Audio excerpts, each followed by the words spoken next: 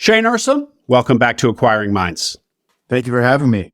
Very happy to be here. Shane, we did our first interview last October, aired in November 2022.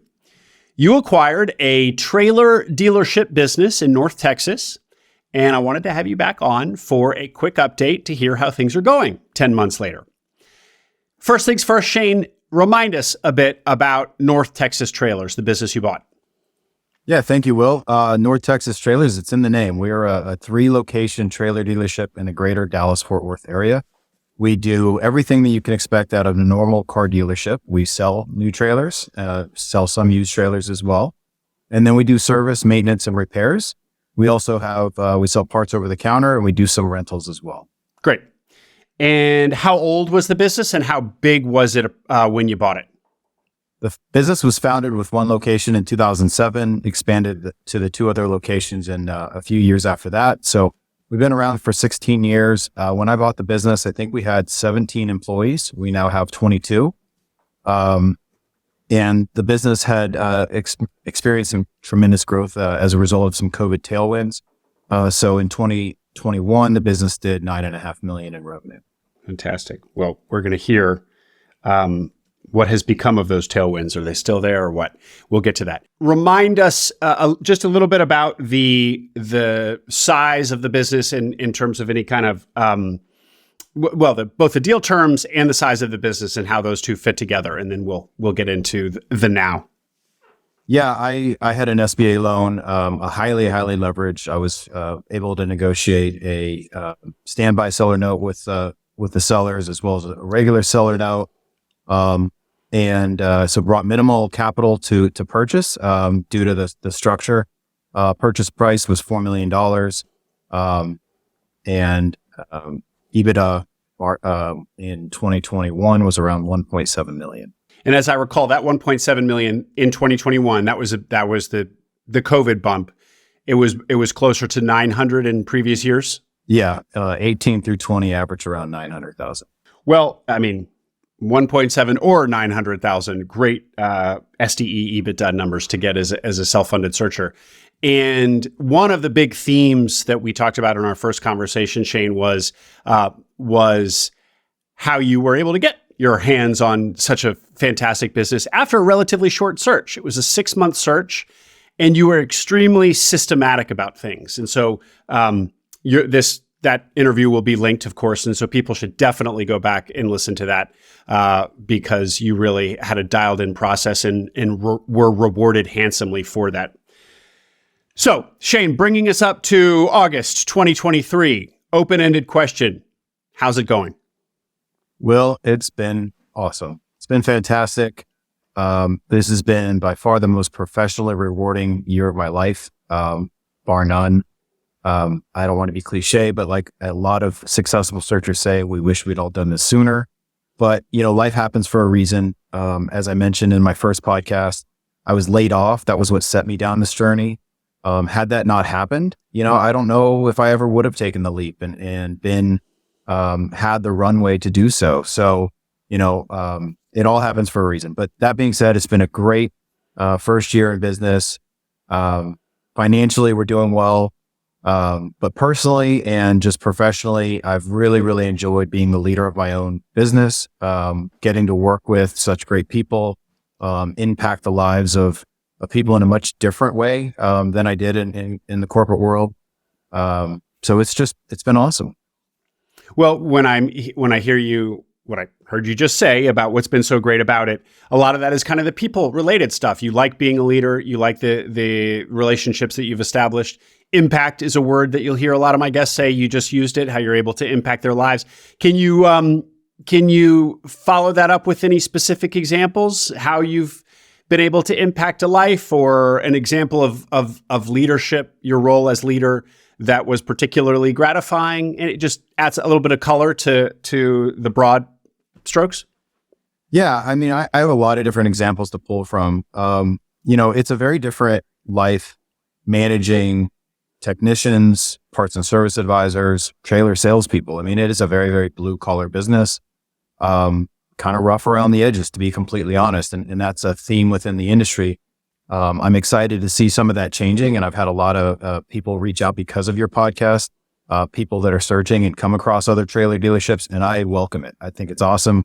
Love to see people taking a look at this space. It can be great. It can be pretty ugly though, too. But getting back to your point, within the first 4 months, I added a 401k company match, which we had never had before. I added health insurance, which we had never had before. I have basically quintupled our bonus opportunity for this year. I've completely changed our compensation and bonus structure to be, even though all of our employees had some sort of incentive, compensation incentive, I've realigned that so that it's just easier to follow. It's more focused. People are achieving and making more money than they did before. But it's even more personal than that. I have a family that works for me where there's 4 different individuals, cousins, nephews, brothers, sisters that work within the business in 2 different locations. And, and just being able to provide for that family, and just stories like that, has been awesome. I would say that the one thing that I contrast it with from my corporate life is one of my favorite things in the corporate business was, getting a young, hungry person out of college or even out of business school and kind of mentoring them and seeing them develop and, aligning their white collar, high compensation promotion interests with my own interest as their leader and helping develop them. And as a small business owner, I don't really have that anymore, right? It's a very flat organization.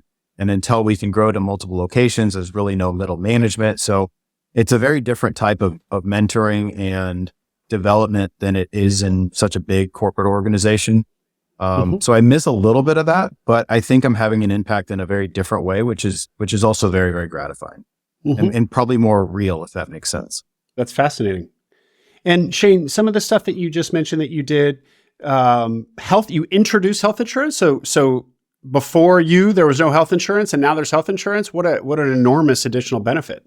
Yeah. And costly. But I think it's really important, and it's actually very rare within the trailer industry. So it wasn't as if the previous owners were doing anything kind of out of the ordinary. But I felt like, health insurance is really important and a 401k is really important. And honestly, I mean, some of what I've been doing is just kind of financial education for my employees and trying to get them to understand, what long-term impact that can have. And so, a lot of this has been just education, trying to introduce people to these concepts that are kind of somewhat foreign to them, and explain the benefits. And, we've had, majority of the folks are participating in the 401k, but not everyone's participating in the health insurance. And, hopefully as we go into our open enrollment at the end of the year, that'll increase a little bit and we'll get more people on the program. But it is a lot of kind of education because it's something they've never been exposed to before. Let's talk numbers a minute if you can. So as you said, the years prior to COVID, the business was doing, for a few years there, I think multiple years, about 900,000 in SDE, had this fantastic tailwind that got you to 1.7 of SDE in 2021. Where is SDE looking now? Understanding that you've added a lot of costs in the form of these benefits.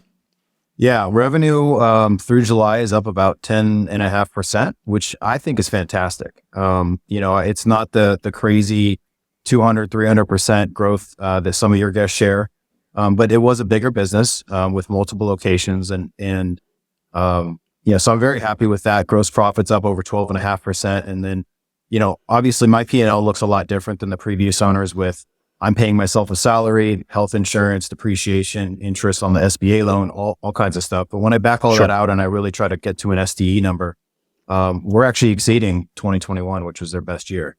We're on track to. So we'll pass 10 million in revenue this year, and SDE will surpass what 2021 did as well. Man, that's fantastic. So this COVID bump was not just a bump. It appears to be, knock on wood, kind of a secular change. You got to this new level of revenue and it appears to be sustaining.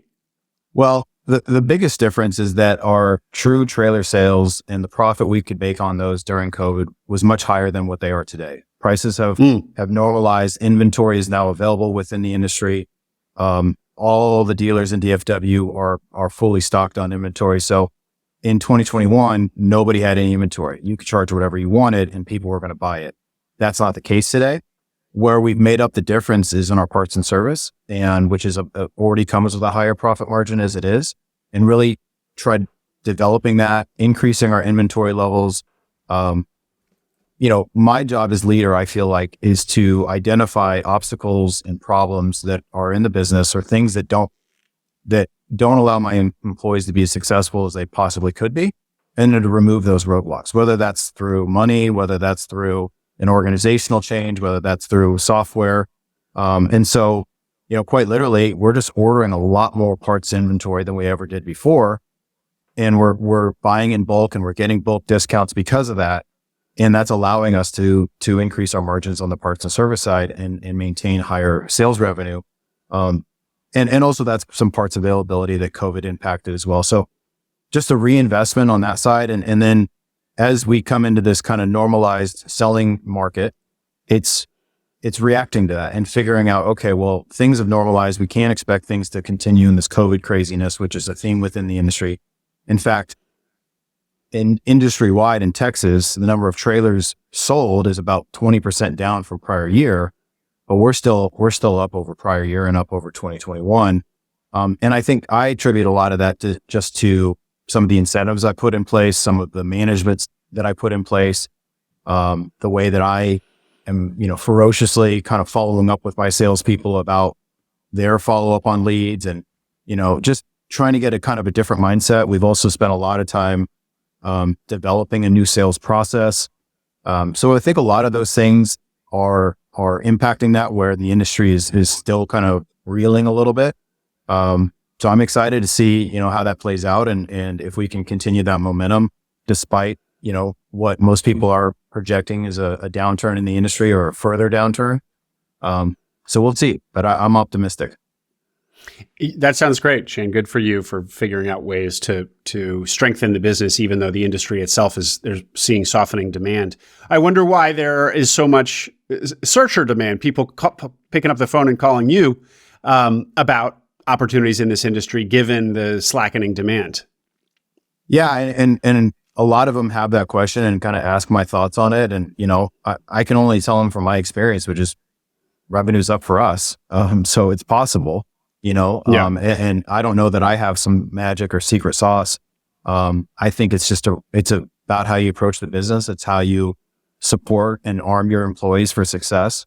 And if you're willing to do that and invest in that, I think there's still a lot of opportunity out there. Let's linger on the business itself here for a second. So one of the kind of types of business that I haven't given a lot of attention, but it interests me, is a dealership business. So it's not retail.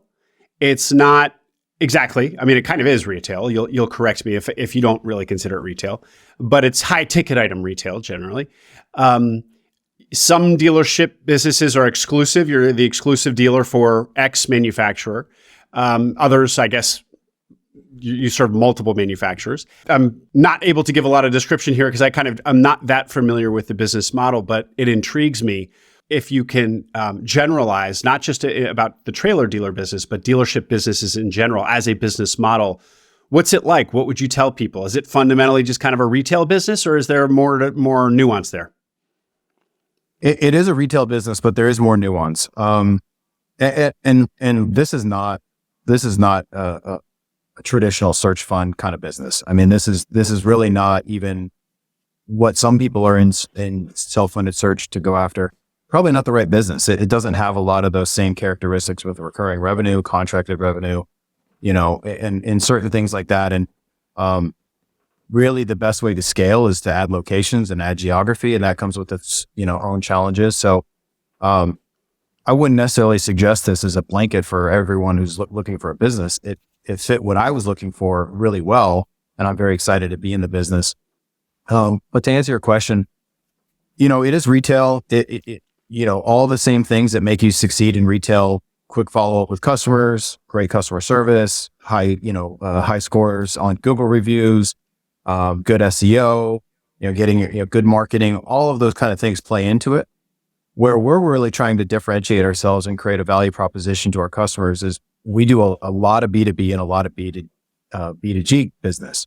And as I kind of look at who our top customers are and why they do business with us, a lot of that has to do with convenience, and a high level of service and a quick turnaround. And so if I can continue to lean into that and really try to go after more construction related businesses, more municipalities and school districts and maintenance, teams and lawn care, landscaping businesses, that their trailer is how they make money. It is how they transport their product to and from their job site. It is how they get their work done. And if their trailer is not working, at least that truck is not able to work that day, or that crew is not able to work that day. And so where we've differentiated ourselves on our service side is oftentimes we can turn around a trailer repair in one to 2 days, whereas some of our competitors will be 2 to 3 weeks. So for the business owner, especially a smaller business owner who's maybe has 1 or 2 trailers, that's incredibly important. So we've been really good about developing partnerships with some of these companies, and I'm looking to continue to expand that. We're actually in the process right now of hiring an account executive, an outside sales role to go out and find some of these new customers. Of course, like any retail business, we'll sell to anyone. If you're a homeowner and you want to come get a little utility trailer and it's the only trailer you buy in the next 10 years, we'll sell it to you, but we're not going to target you, right? Because you're going to probably price shop us against 6 or 7 other dealers. You're going to do a whole lot of internet research and all these other things. And if we can find the right trailer for you at the right price point, we'll sell it to you.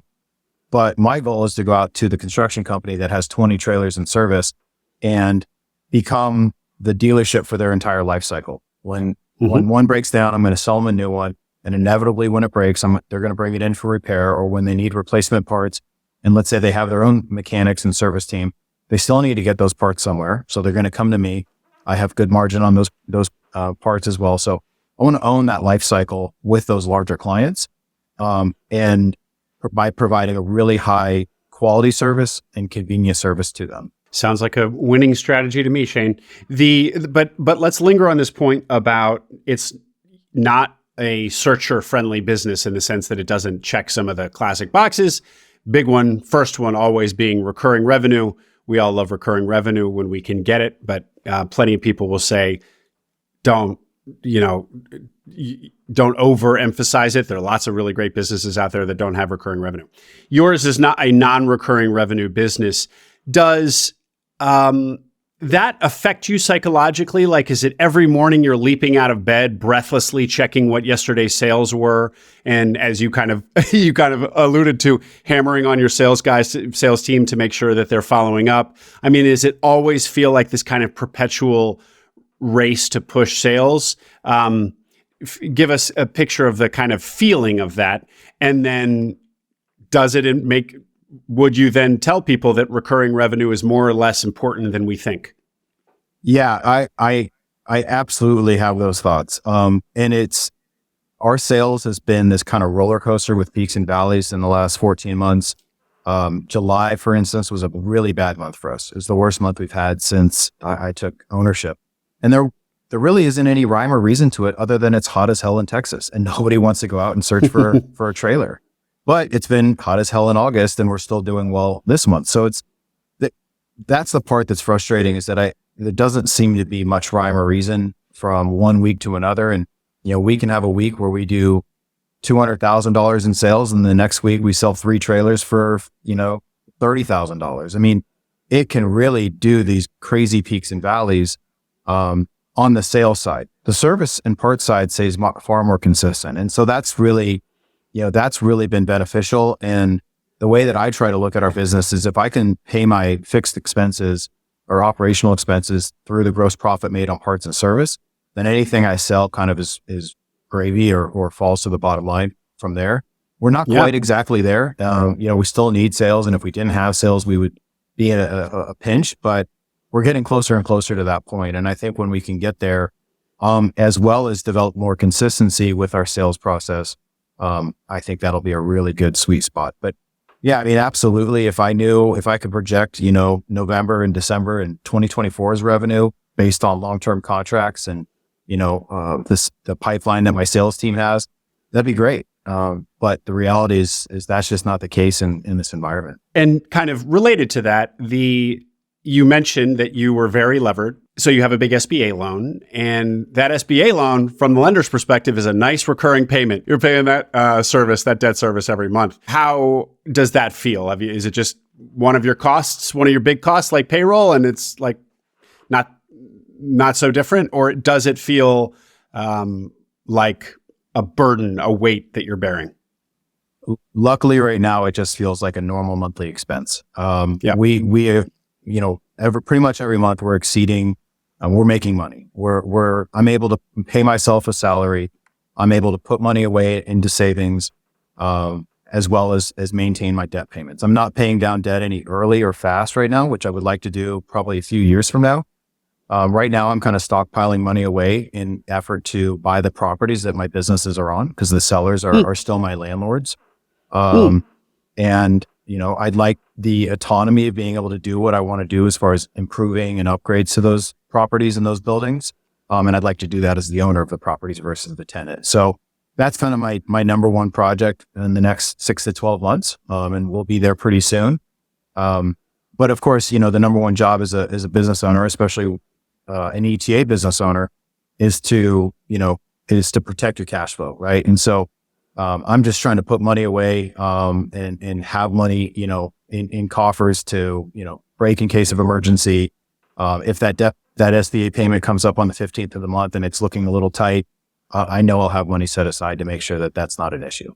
2 more questions for you, Shane. You bought your deal was a stock deal, not an asset deal. Unusual in our world. Is that now in the rearview mirror? No tail to that, the structure of that deal, or has there been stuff now over a year into the business where you still feel the difference there? As I mentioned in our first podcast, we were actually served a lawsuit the day before closing. That lawsuit has since been settled through attorneys that the insurance company hired. And, I was confident at that time that insurance would handle it, and they did, and they settled. And, but had we not had the proper insurance for that could have been a whole different challenge. And so I can't say it's in the rearview mirror, because any liability from the previous 15 years of business ownership, depending on statute of limitations, could be brought up at any point. There could be a trip and fall that happened in 2019 that I'm not aware of, and somebody decides to sue now, or an employee-related issue from an employee that I've never met that comes up. But, I think that, that's where having the right insurance and the right kind of guardrails in place to protect yourself. And if you're going to do a stock sale, you got to go into it eyes wide open and probably do a pretty good risk analysis before going in. And then if you don't have the right insurance, arm yourself with the right insurance, and potentially maybe even, go a little overkill just, with the umbrella policy and everything else, to make sure that, should something come up from the past, you have, insurance in place to handle that. Shane, you and I had an interesting exchange over email about you're still a listener to Acquiring Minds, so thank you for that. And you catch yourself sometimes hearing some of the best stories on the pod. And by best, I mean, just my guest has just been absolutely killing it from a financial perspective. And that creates in all of us a certain emotion called envy. What did you have to say about that? I thought it was really fascinating. Yeah, I hear your guess, and obviously you have some really impressive folks on that are doing great things with their business, and people that are tripling the size of their business in 2 years or less, and people that are building these $75 million revenue holdcos, and all these different examples, right? And I'm envious to a certain degree of that, and I can see, man, that would be just so cool to be able to be the owner of that, and maybe a lot of it's prideful. But then when you really think about why is it the searcher, why do they need that level of growth? Or what do they have to put in to achieve that level of growth? I wanted to be a business owner to basically paddle my own boat. I wanted to answer to no one, have the ability and autonomy to run a business the way I saw fit. And because I had such a sour exit from the corporate world and experience in the corporate world, I wanted to take my life into my own hands. And as a result of that, I get to choose how hard I work and how many hours I put in every day and what my work-life balance looks like. And, if I wanted to triple the size of this business in the next 2 years, I would need outside investment. I would need a whole lot more that I'm not doing today. And some may look at me and say, well, why aren't you doing that?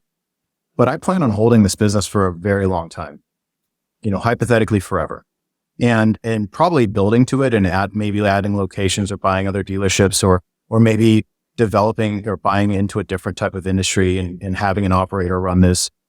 But I have such a long-term outlook on this business and because it's cash flowing, it's doing well, I'm very happy with 10 to 15% growth. Would I like to do a little bit better and get to 20, 25%? Absolutely. But to double in such a short amount of time this business is not really equipped for it. And I have to be okay with that. And I am okay with that because I've gone on several vacations this year. I've been able to step away from the business. I'm working from home today, and I work from home at least once a week, every week to, kind of take a step away from the business and focus on what I need to focus on as a leader, but also to recharge a little bit. And I think if you have investment, if you have a 5 to 7 year hold period or less, if you are riding some sort of industrial tailwinds, like you have a different outcome that you need to achieve to satisfy that. And that can drive a lot of the decisions that you make both early on and throughout your whole period. And for me, that just wasn't the journey I wanted to go on. I don't want to be in a private equity kind of mindset where I have to achieve this 30% IRR and I have all these folks that I have to answer to achieve some sort of financial outcome, just to meet their needs. And for me, that's just, that's what I'm more comfortable with. And I'm very satisfied and happy in that, but I have to check myself on that whenever I hear these success stories, whether it's your pod or elsewhere, and just remind myself that's not the journey I'm on. That's not necessarily why I got into search. I happen to thread a very, very lucky needle in the sense that I got to take ownership of my business. I didn't have to take outside investment while also buying a fairly large business at a very good price point that's cash flowing well. So I got, I have to admit, I got very lucky, but I put in the work on the front side to get to this point, and also went into an industry like we've talked about that's, not traditional, and I'm okay with that. So, I think as searchers that are still looking, really think about why you're getting into search. Do you want the autonomy of being a business owner? And do you want to be able to, do you want to work 60, 70 hours a week? Do you want to consistently be under pressure to hit some sort of financial growth target? Or, are you just looking for the best financial outcome, period? And you really don't want to be an operator for the rest of your life? Neither answer is right or wrong. It's just something that you as a searcher should look introspectively and determine why are you getting into this space? We all know that it's a great financial, economic outcome, or it's a great economic opportunity. But if that's your only driving factor, then be aware of that versus all the other things that could potentially be driving your motivation. Yeah. And realize when you hear somebody else's story that might seem somehow cooler than yours or than the one you're hoping for yourself, that they had their own decision matrix that they had to layer on top of when they were, doing a search and buying a business. And that decision matrix might have been very different than yours. So it's really kind of hard to know really how somebody's doing without also knowing what's driving them, what their plan is, what their backstory is, what investors they might have breathing down their neck. So very wise words, and I appreciate the transparency and vulnerability there, Shane. I think it's really important that people hear that. I love featuring the holdco stories with the 8-figure holdcos, but I'm aware of what it does to my own psychology, and so I'm also aware of what it does to the listener's psychology. So thank you for sharing and calling it all out. Yeah, absolutely. And I would just say there's no right or wrong answer, right? And there's people, there's the common theme of don't buy too small. But if you're just trying to buy a lifestyle business, then that could be okay for you, right? If all you're trying to buy is a lifestyle and get away from corporate America, that could be okay depending on the business. if you come from an investor background or PE background or investment banking background and you want to, get this outsized return, well, then you're going to need a look within those guardrails to find the right business. And then when you're in the business, execute on all those growth levers to hit those metrics. And that's a great outcome for you too. So it's just really what is important to you as a searcher. Right. Exactly. Thank you, Shane. How do you prefer people reach out if they'd like to? Yeah, I've had a great time connecting with searchers since the first pod. So Shane at NTX Trailers, my email is the best way to get a hold of me. If you're in Dallas, Fort Worth, happy to meet up or just get on a phone call. It's been a really rewarding experience to give back to people who are on this journey, and I'm glad to see that it's continued popularity. Shane Ehrsam, thank you very much for coming back on, sir. Congratulations on your success so far. Thank you very much. Hope you enjoyed that conversation with Shane. Now comes my update conversation with Brandon Adams, whose first appearance was episode 59, entitled 6 Months in the Truck, Buying an Ice Delivery Biz. Link in the show notes. Brandon Adams, welcome back to Acquiring Minds. Thanks for having me back, Will. It's a pleasure to be here. Brandon, your first episode aired way back in early 2022. You had acquired an ice delivery business the year before, 2021. And one of the key parts of your story was how you found yourself behind the wheel delivering ice for the first 6 months of ownership, which was kind of the perfect image for how unpredictable buying a small business can be. But you rose to the occasion, rolled up your sleeves, and became an ice delivery guy because that's what was needed. Today, we're going to get an update on how things have gone in the year and 8 months since we had that first interview. But before we get into it, Brandon, please remind listeners who you are and what brought you to the world of buying small businesses. Sure. Thanks, Will. My name is Brandon Adams. I'm one of two partners of K4 Holdings, based in Philadelphia, Pennsylvania. My business partner, Don Ware, is down at the ice business right now, monitoring things and working in the business still. But I was in the Army for 6 years as a recon team leader, then found myself pushed into the hedge fund space for 10 years. And the small business space was something that Don introduced me to from his time working in a number of manufacturing businesses for his father.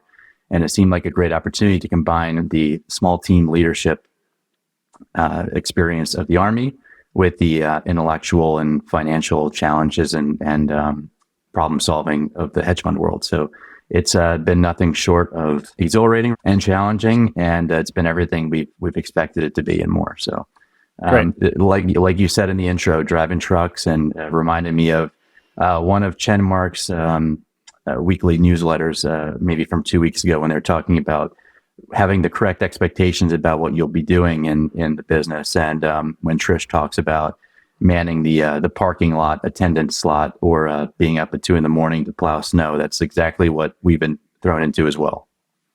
Great. Well, I'm going to have you elaborate on that in just a second here, Brandon. But before we get into it, remind us also about the business that you acquired. We've already told people that it's ice delivery, but give us a full picture. Absolutely. So we found this business in the fall of 2020, closed in April of 2021. The name of the business is the Philadelphia Dry Ice Company, and also operates a packaged ice delivery company that operates under the name Jim's Ice. So we do all the above and some related products. So we distribute dry ice to large medical laboratories. So at the hospital systems in Philadelphia, you can think of the University of Pennsylvania, Jefferson Health, Temple Health, also to large food logistics providers. So folks who would be utilizing the dry ice in their delivery of either frozen seafood or frozen meats or ice cream.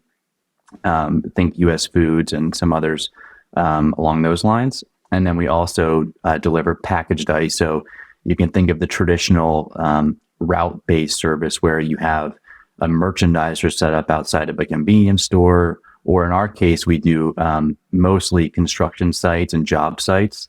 So there will be requirements from the workforce to have a certain amount of ice and water on hand at any given time, specifically in the summer, but also through the winter. So we have routes set up where we deliver packaged ice to those types of consumers as well. And then we also sell some related products like insulated shipping coolers and whatnot. And between the first customers that you mentioned, the kind of big, sort of more institutional, and then versus the kind of having the construction sites and convenience stores, what does the pie chart of that breakdown look like in terms of revenue?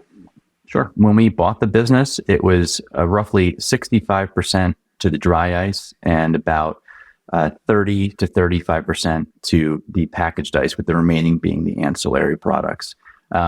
Since owning the business for the last 2 to 2.5 years, that mix has gone down slightly. So maybe 60% dry ice to 30 to 35% wet ice still, maybe a little bit higher, 35 to 40% on the wet ice side. And there are different reasons for that. And I think the last time we spoke, one of the growth areas that we may have identified was on the dry ice side and the need for additional dry ice, perhaps manufacturing capabilities. And that sentiment has shifted since we last spoke as well. And we're actually finding greater opportunities on the packaged ice side. Interesting. Without knowing anything about ice manufacturing, that at first blush seems like good news, because I would imagine it's easier to make wet ice than dry ice. But put a pin. Cool. Okay. So my instincts are right. Well, let's put a pin in that, or not, to the next question. If this is part of the answer to this question, I like to just ask kind of open-ended, how's it going? How are you feeling about things? I should say in the last 18 months. So how's it going since we talked last? It's going very well. I think since we last spoke, I may have been saying about our goal to hire a general manager in the coming 3 to 6 months after we last spoke. We ended up doing that. We hired a gentleman who previously had been running one of the branch locations for a very large dry ice manufacturer. So he knows the dry ice space very well. He knows all the dry ice customers in our region very well. He's a great team player. He's added a great deal to the company. And he's the one that's in the truck, that's operating day to day, and he has full responsibility for the team. My partner and I still manage the balance sheet and the financials, and coach him along quite a bit. And we help out wherever we can, wherever he wants us to. But he's taken full responsibility for the day-to-day actions. And I think, the next leg of the journey for us is going to be to get him to be more in the office and less on the road in the truck, because he's doing quite a bit in the truck as well. But he's a local guy. He's incredibly happy, I think, with the position and the freedom and autonomy we've given him to operate and run the team the way that he sees fit. And it's gone very well. Well, people are going to be really interested in this, Brandon, because putting in an operator or a general manager is a step in the evolution of owning businesses, so that you are able to then work on the business rather than in the business, or perhaps buy another business, or just kind of work on strategy. Everyone knows, the value of putting in a GM. You've said it's gone well. Would you encourage people to be as optimistic about the possibilities of putting in a GM? Has it panned out and allowed you guys to think more strategically about things, maybe look at another acquisition? Yeah, I think it really depends on your individual goal. From the get-go, Don, my partner, and I have been striving to create a holding company. Not the typical reason why everyone would say so, but it's a diversification thing. It's an intellectual challenge thing. And so it's been our goal to have somebody that can manage these businesses day to day, so that we can focus on, like you mentioned, buying additional businesses, growing the existing businesses organically and inorganically. And so, yes, hiring this gentleman was the right move. It's freed up a lot of our time to focus on finding other businesses to purchase. We have one under LOI currently. We wouldn't be able to do that work without him taking up a lot of the bandwidth in the ice company day to day. It's also allowed us to detach and look at the ice business from a higher point of view from a wider angle lens. And so that's allowed us to identify pieces of the market where we might be able to capitalize if we allocate resources one way or the other. And, if we're in a truck making deliveries, making sure that the customers are happy, making sure that the employees are happy day, we don't have all the time in the world to focus on those things. And so I would say that you learn different things, buying the ice business, the most important being that labor is a great challenge, especially in unskilled work. I hate to say that it's unskilled, but I think that's kind of how the market would define it. But it's very difficult to find people who are going to be committed to the team, committed to the job when you have to find a way to give meaning to it. And so John, our general manager, has done a great job of creating his own vision, but also under the umbrella of our guidance and our kind of intent with how we want the business to progress. And I think over time that we've turned over a number of the people that probably didn't fit that vision or didn't share the same sentiment about where the business was going, and the team has evolved to be a really great, hardworking, high morale, everything that we could have asked for. Maybe we have one or two folks who are on the outskirts, and I think seeing the core group really come together has allowed them to see how they might fit into that broader picture as well. Mm-hmm. And this vision that you're talking about, John is the GM's name? Yes, John. John is the author of this vision, or did you and Don, your partner, and John collaborate to articulate a vision? No. So Don and I have, our own thoughts, high-level thoughts about why we want to be running these businesses. And obviously, we want the financial independence. We want the intellectual challenge. We want the leadership challenge.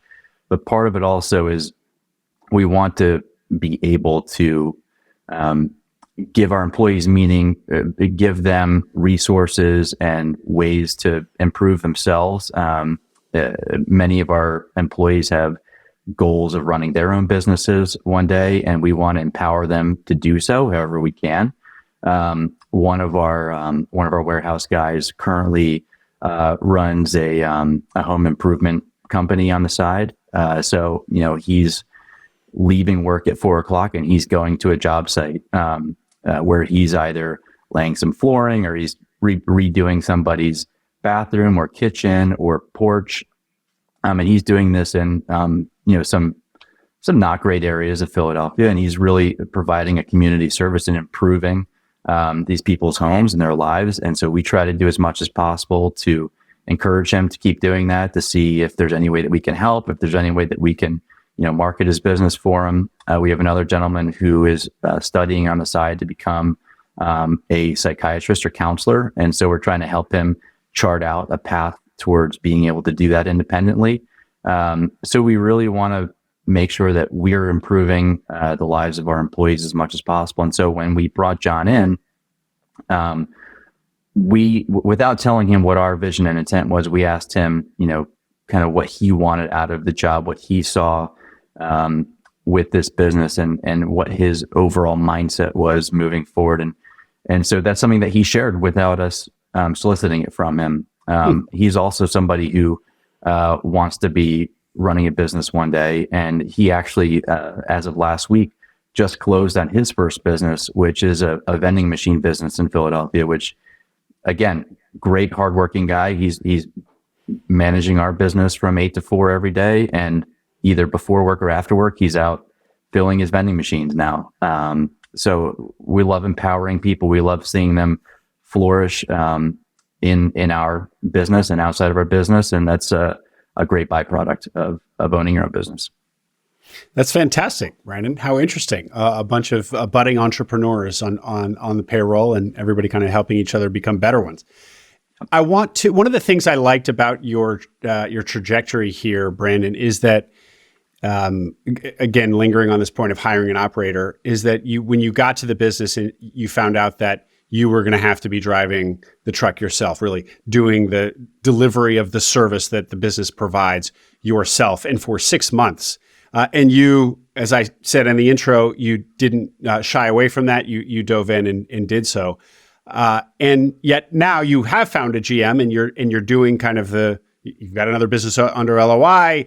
The first step to building a holding company is well underway. You're thinking strategically. It sounds like as you look at the industry in which you play, the ice business, you're thinking very strategically about it and what opportunities there are and where you should invest. So I see in you and Don, your partner, guys who are really appreciate both doing the work themselves, being operators themselves, and then also being strategic and stepping out. I feel like many of my guests are either one or the other. If they're not scared of operating, they like the idea of operating and they see themselves as the operators of the business, maybe indefinitely, maybe one day they'll step out, but they're not in a rush to delegate away the operations. They run to it. They like the operations. And then I see the other extreme, which is probably more common, where people just want to move chess pieces around. They don't want to do anything operational. They want to get a GM or operator in there as soon as possible, or preferably hire a business with an operator so they can just think strategically and do the fun, intellectual, build the empire stuff. You guys seem like a really great balance. So long preamble to my question, which is, when did you and Don decide that it was time? When and how did you decide that it was time to bring in a GM? That's a good question. I think it was going to have to happen all along if we wanted to accomplish our goal of creating a holding company, owning several businesses. We had to find the time to be able to put in the work to go out and find businesses to purchase or find ways to grow the ice business. And it wasn't going to happen with us, palletizing packaged ice and, driving the forklift every day or driving the delivery truck every day while also, reconciling the books and whatnot. So I think we just worked really, really hard the first year.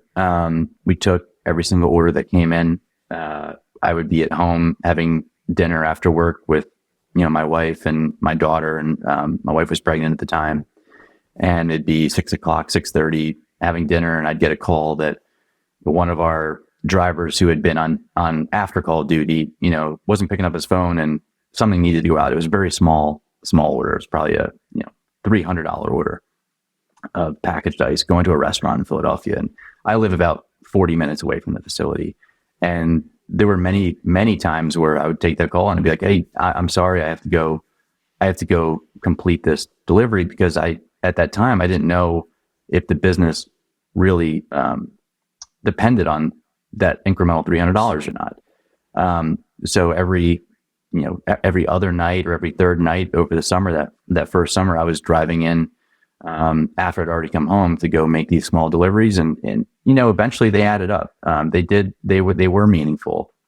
I don't want to say that the $300 wasn't itself meaningful, but making sure that you're doing what you say you're going to do for your customer, that was important. And so the company has a really great reputation in the city for doing what we say we're going to do, being reliable when many other people are not. And you hear that trope all the time about all you have to do is pick up the phone. And to a degree, that's a little absurd.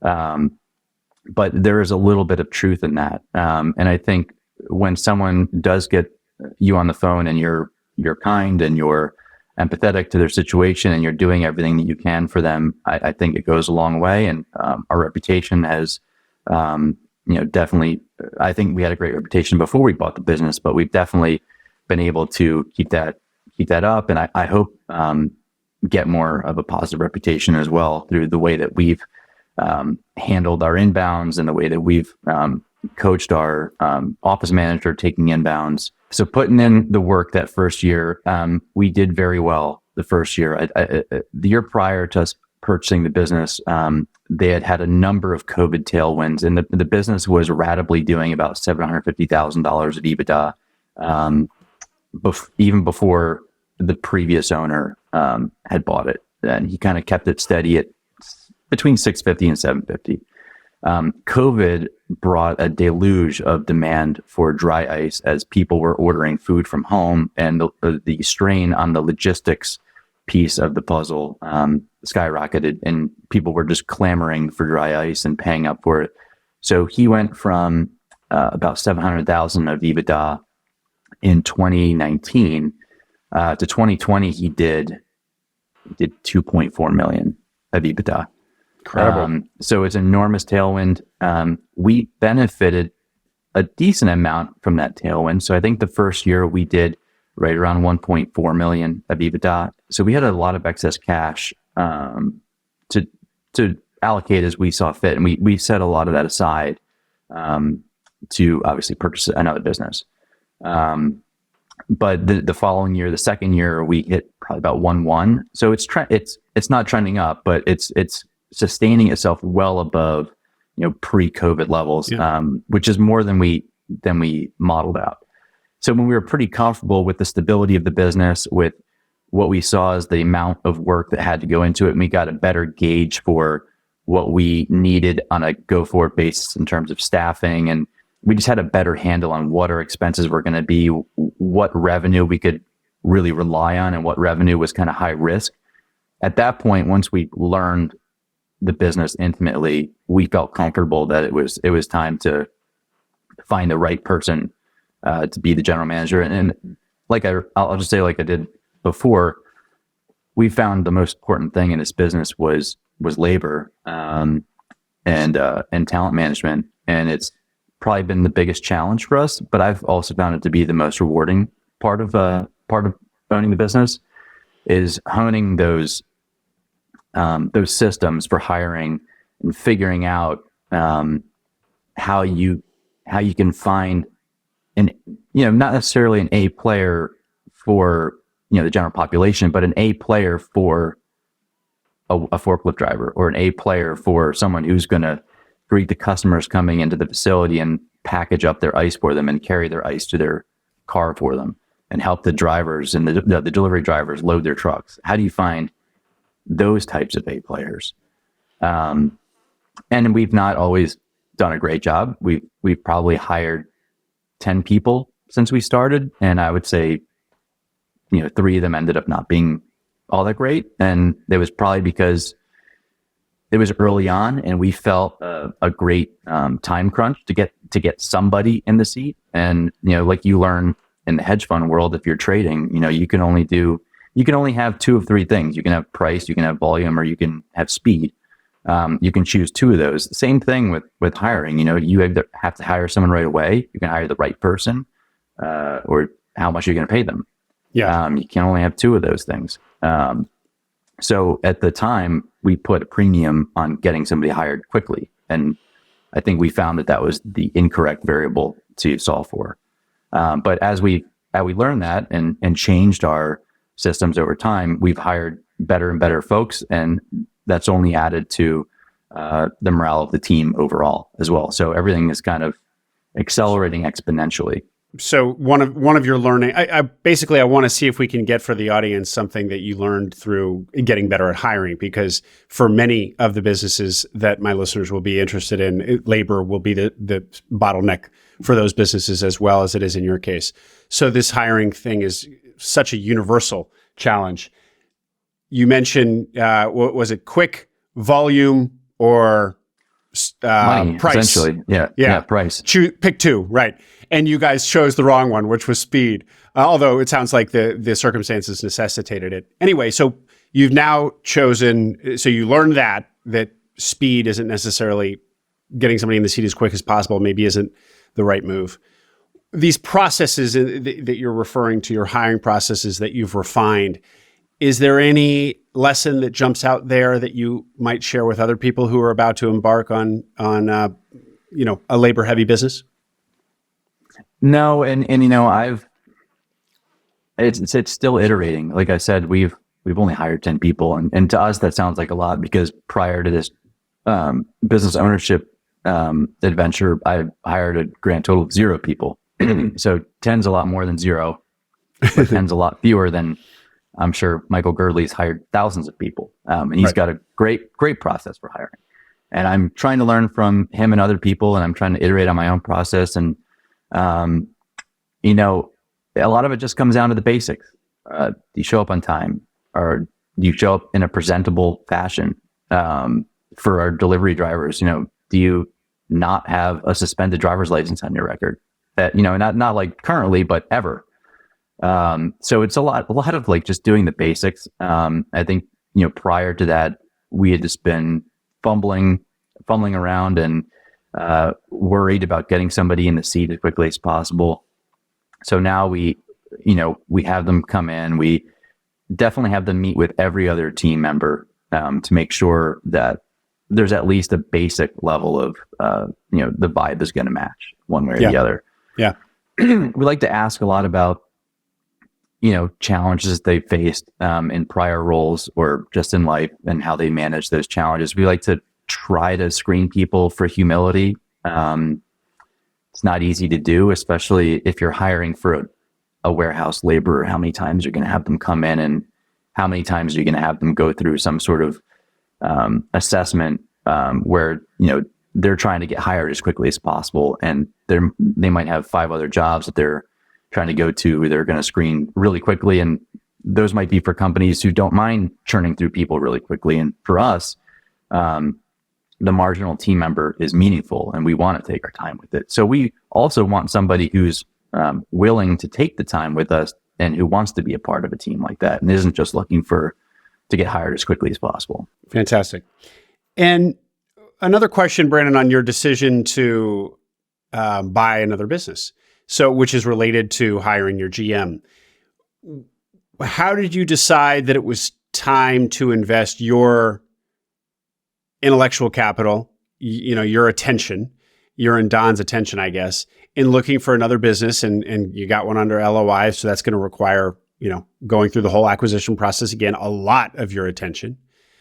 That the best allocation of that attention was to buying another business rather than continuing to focus on the ICE business in growing it or making whatever other strategic moves that you've envisioned there. Yeah, it's just a matter of value. So owning the ICE business, making deliveries, we provide ICE to other ICE businesses, funny enough. So we've learned a lot about the local market and what is potentially available and when it might become available. And those are all on our radar. And we spend a lot of time building those relationships and showing those folks that when the time is right, we're likely the right people to sell to. The time just hasn't come for that yet. The thing that might be on the calendar sooner than that would be becoming a manufacturer of ICE for our own branding purposes and for more vertical integration. That's being tossed about right now in terms of, hey, does it make sense from a real estate perspective, from a plant build out perspective, equipment and whatnot. But we always had our eye on the M&A market to see if there's value to be had and under what circumstances. And we did find, like I'm sure a ton of people have spouted out recently on podcasts and on Twitter, that with SBA rates anywhere from 9.75 to 11%, depending on what kind of rate you're getting, it makes it challenging, especially when seller expectations for purchase multiples haven't come down all that much. But the deal that we have under LOI right now, it was sourced proprietarily. Actually, Don came across it from somebody he met in a beer club. This gentleman happened to be the accountant for this company. It's local. It's about 10 minutes from where Don and I live. And it just came together over the course of about 9 months. We met the owner for lunch with her accountant, and personalities seemed to match up very well. We met the gentleman who is her general manager, who is fantastic and has been in the business for over a decade. And we had lunch with him, and we've gotten to know him quite a bit, and we're very comfortable with the team that they have in place. And at the end of the day, like I was talking about resource allocation, the value was right as well. So it was in a business that we felt comfortable with.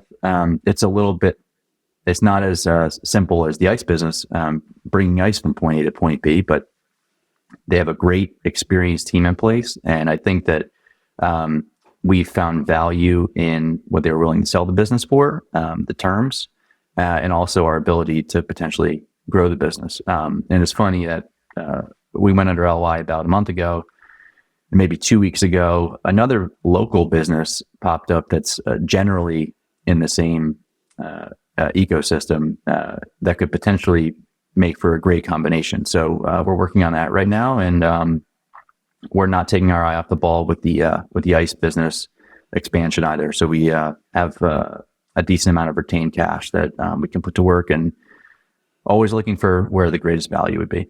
Well, speaking of retained cash, as I recall from our first interview, what you paid for the ICE business, the seller recognized that the incredible bump that he saw from COVID was likely not to last, or it was going to come down somewhat. So he didn't try to do a multiple off of that year, but off of previous years.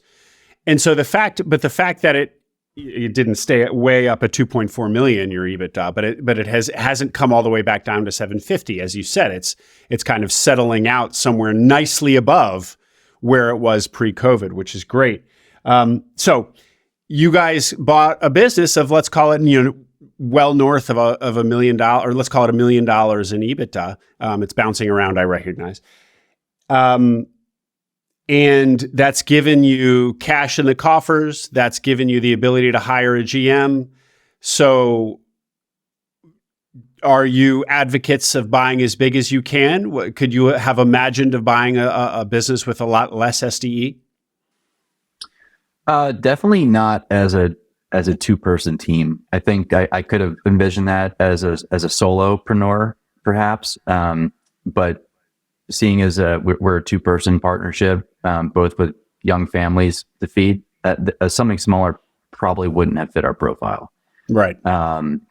But that being said, and I don't want to skip over the fact that having that cash in the bank was never a foregone conclusion.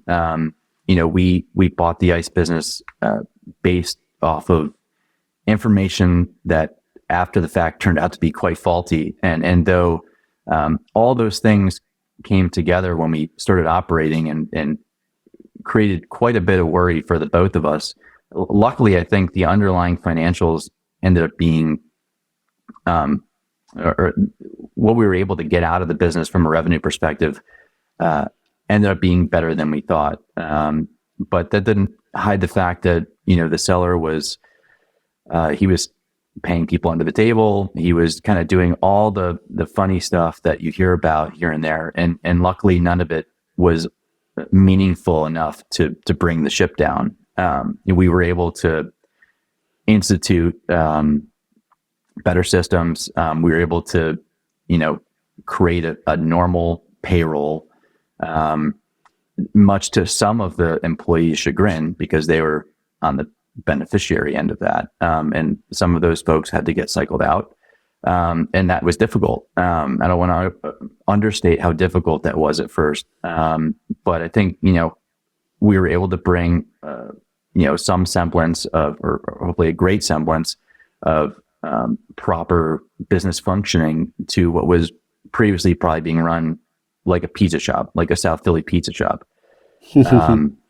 But it's much more professional now. It was not easy. But luckily, the demand for the product was there. The reputation for the service was still there. And that was something that we were able to keep and build on. And it ended up being a great choice. So yes, I don't regret any second of it, but I don't want to understate how difficult it was to get through the first 6 to 12 months. Well, just a couple more for you here, Brandon, and one just on the heels of what you just said. I'm looking at a couple of guys who bought this small business. As you just said, it was challenging for sure for the first 12 months, but you are well on the other side of that now. Happily, the demand for the service remains strong. The reputation was strong. You have professionalized, so you've added value to the business. And now you're in a position, you've hired a GM that appears to be working out great. You've really put your fingerprints on the culture now, which was something that we talked about in the previous interview, that the founding family culture, I think, still had its tentacles in the business. And it sounds like it's very much now Brandon and Don have their mark is much more visible. And you got a business under LOI to really start the holdco. So for what I'm seeing is a couple of guys who are really doing the thing, doing it successfully as hard as it was in those first 12 months and on their way to having a holdco and realizing the dream. Is there something I'm missing? Because it seems pretty great. A lot of long nights, delivering ice to a Red Lobster at 3 a.m. That's 4 hours away. Okay. That was, nothing worth having is gonna come easy. Exactly. So, and you can't get to 2 businesses without having one first. So I've talked to a number of other entrepreneurs recently. One who bought a business about 9 months ago that actually Don and I were trying to target, and he got in there and got the LOI in there first. Had coffee with him yesterday. Is this Ben? It's Ben, yeah. Yeah. I'm interviewing Ben later this week. Great, outstanding. Yeah. I had coffee with Ben yesterday, and you find the conclusion is that it's good to be in business. You want to get into business, and once you're into business, a lot of other doors open. A lot of things you hadn't thought about open, and a lot of validation comes from just being in the arena and doing the thing. And not to say that the rest is easier or whatnot, but it's kind of like you open one door and then there are 3 more on the other side, and you open 2 of those and then there are 10 more. That's definitely the feeling that we've had. The people that we've met, the relationships that we've made just being in business to start with. My conclusion is just, if you're thinking about it and you have the confidence to do it, like just go and do it. Make sure you do it, competently, obviously, and not with too much risk. But anything worth doing is going to carry some degree of risk. But I encourage everybody to do it. It's been great. Well, I'm going to leave it there, Brandon, because it's a powerful message. What is the preferred way to reach you if people have questions? Do you like LinkedIn? Do you like Twitter? Oh, you can just email me, brandon@capeworholdings.com. You can DM me if you want on Twitter. It's Brandon P. Adams. I would say just, email me or shoot me a DM. Brandon, congratulations on your success so far. I love the fact that you guys are such good operators and also such great strategists. And all while remaining humble. Let me know when you close on that business you got under LOI. Yeah, I'd love to. Well, I'd love to tell you all about it. Thanks, Brandon. Thank you. I hope you enjoyed that interview. Make sure you subscribe to the Acquiring Minds channel below. We are now publishing twice a week, so tons of new interviews and stories to come. Stories that will help you along your own path to acquiring a business.